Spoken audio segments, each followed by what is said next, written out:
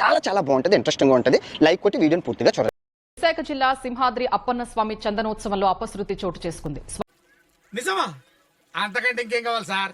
స్వామివారి నిజ రూపాన్ని దర్శించుకునేందుకు వచ్చిన భక్తులపై గోడ కూలడంతో 8 మంది మృతి చెందారు.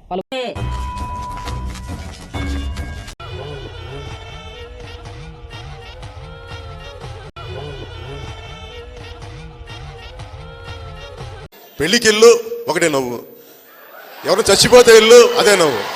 ఆ నవ్వు చూసి మీరే పీలైపోకండి, అది టీవీ నవ్వు, పుట్టుకతో వచ్చింది. వీడికి ఆ నవ్వు మాత్రం అలా మిగిలిపోయింది.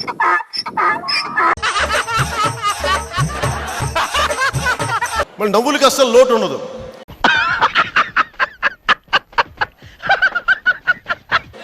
సమయం సందర్భం లేక నవ్వుతూ ఉంటాడు అనుకో, అది వేరే విషయమేనా?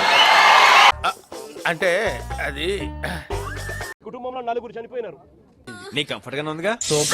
చనిపోయి ఏదో ముఖస్థుతి కోసం అది జగన్ వస్తున్నాడు అని చెప్పి తెలిసి 25 లక్షల రూపాయలు 25 లక్షల రూపాయలు ఇచ్చే కార్యక్రమం, ఒక ఉద్యోగం ఇచ్చే కార్యక్రమం చెప్తా ఉన్నారు. మంచిదే. నేను అడుగుతా ఉన్నా, ఇదే కుటుంబానికి నేను భరోసా ఇచ్చి చెప్తా ఉన్నా. మొదలు పెట్టు, చెప్పు చెప్పవా. ఇంతకు ముందు ఏదైనా కూడా ప్రభుత్వం అన్నది ప్రజలకు తోడుగా ఉండాలి, ప్రభుత్వం అన్నది ప్రజలకు భరోసా ఇచ్చే విధంగా ఉండాలి. Flash back. ఇడ్లీ తినాలంటే సాంబార్ కావాలి, పూరి తినాలంటే ఆలు కుర్మా కావాలి, ఆంధ్రప్రదేశ్ అడిగి తినాలంటే జగనే కావాలి.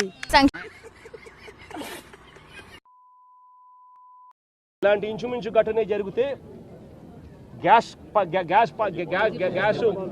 రాట్లేదా?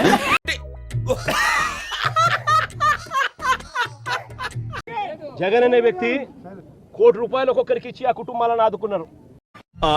ఎందుకైనా మంచిది, నేను నమ్మలం. నేను ఒకసారి ఫోన్ చేసి కనుక్కుంటానే. చనిపోయిన ఈ కుటుంబాలకు గుర్తు పెట్టుకొని మళ్ళీ మేము అధికారంలోకి వచ్చిన తర్వాత ఈ కుటుంబాలకు ఆ ₹1 కోటి బ్యాలెన్స్ బిల్ ఇచ్చినారు. మిగిలిన బ్యాలెన్స్ డబ్బు మన ప్రభుత్వం వచ్చిన తర్వాత నేను స్వయంగా ఇప్పిస్తానని చెప్పి కూడా చెప్తాను.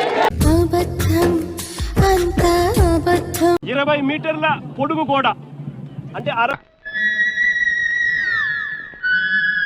ఇంగ్లీష్ సినిమాలో హీరోలాగా ఈ నా కొడుకు ఫేస్ లో ఫీలింగ్స్ అర్థమేసావు, ఇదో కర్మ. 20 మీటర్లు అంటే దాదాపుగా 70 అడుగులు. తెలుగు రాదు, ఇంగ్లీష్ రాదు, సన్నాసి అతవా.